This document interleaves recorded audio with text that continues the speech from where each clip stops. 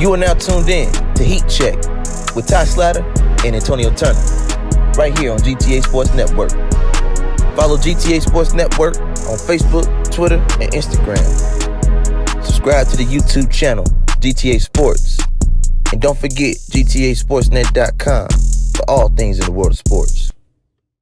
The Charlotte Hornets is we knew when they traded Terry. When they traded Terry to Miami, we knew what they was about to be. Yeah, I know that he got bad ankles, but like Scary Terry said, you get used to losing. He said that yesterday. So you get used to. I saw that. He said losing in Miami is different than losing in Charlotte because you're used to losing in Charlotte. Miami, this is their first time in almost 20 years having seven straight losses, 7-game losing streak. Yeah, I saw that. Oh wait, I graduated that year. That's the last time. They gonna either turn it around or Jimmy gonna have to leave Miami. It's about over for him. You heard what Perkins said about that, right? I did. Said it might be time to move on because Jimmy ain't getting younger and he can't really do nothing. How far can he keep carrying y'all? Trade him while he's still valuable before you get hurt. Conference finals, and get blew out in the finals. That's basically what's gonna happen. Miami and LA have a similar problem. Mm-hmm. Your leader is too old to play meaningful basketball when it matters the most. Well, see, the problem in Miami is we all love Jimmy. Yeah. But that guy that he hasn't got nobody over the hump. At least LeBron had done it his whole career. Yeah. Like Jimmy got that dog. Everybody wants Jimmy Butler. Every team wants Jimmy Butler. Is it fair to say we can agree on this that Jimmy's a better second option and not a first option? He's never been a number one option. Miami was his best shot he's the number one option in Miami. True. But like when he was with Joel, not number one option. Minnesota, he wasn't supposed to be a number one option because Cap was the number one option, really. Well, we got Philly's office to blame for that. I agree with that. Yeah. I'm still gonna go on record and say that was who was that? JJ Redick, Jimmy Butler, Joel Embiid, and Ben Simmons on the same team should have won a championship. Yeah, that was before what's the name was running it though. Who? That was the old front office, not the new one they got now. Was that before or after Elton Brand? That's what I was thinking before Elton Brand.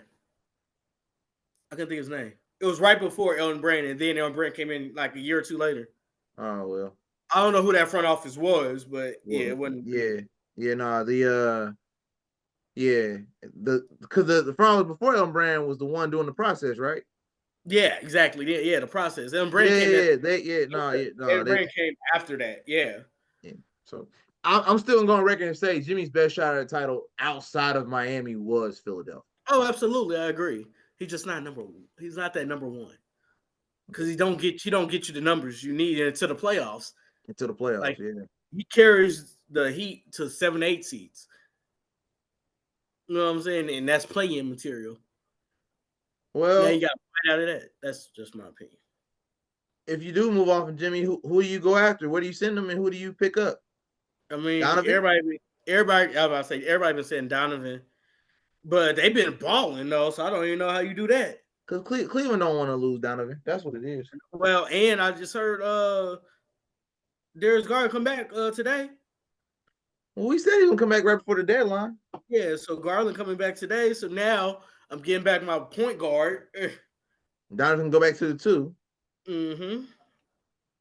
Let's talk about it, man. The Sixers. Let's talk about the standings real quick. We got a few minutes left on here, and we'll run it back again. But right now in the East, the Celtics are number 1. Bucks are 4.5 games back. We're gonna address them in a second. The Knicks jumped from like 5th to 3rd overnight due to the Sixers losing to the Warriors. Who they lost to? The best thing happened to them too. OG Anunoby? That and losing Julius Randle. Oh, yes. Let's talk about it. So Julius Randle shoulder injury. I'm hearing reports he might be out 6 to 8 weeks. They haven't confirmed it yet, but I think they're going to test it at All-Star break. That's the estimate. They said maybe a 6 to 8 week thing. Yeah, but I heard they're going to reevaluate at All-Star break too. And then Mitchell Robinson is reportedly working his way back from his. Yeah, because they couldn't get the insurance. They tried to file for that insurance that they couldn't get because they say it might come back. Yeah. So your thoughts on the Knicks jumping from 5-3 without Randle and Robinson out the lineup? That's the best thing. I mean, OG is great. Now they really playing under. Now you can see what Jalen Brunson really could do. And Harkenstein too. Yeah, that's my. You know how I feel about Harkenstein. I know. Yeah. G He's League champion. Oh, Yeah. absolutely. Might take him over Mitchell, to be honest. Let's. Yeah. Yeah. The Nova Knicks is what they calling them because of DiVincenzo, Josh Hart, and Brunson. And Brunson. No, the Nova Knicks, they're saying it was a genius strategy by Leon Rose to get the Nova Knicks back together, basically. Yeah, so the problem is it's cute. It's going to get them out the first round. Oh, so you agree with Becky Hammond and Stephen A. Smith? That's basically about it, though, because they're not beating Boston, Milwaukee, or Philly. Well, I'm willing to go on record and say if Joel Embiid's healthy, they're not beating Philly. There you go. You got it. Joel's durability. The Knicks are stopping Joel Embiid.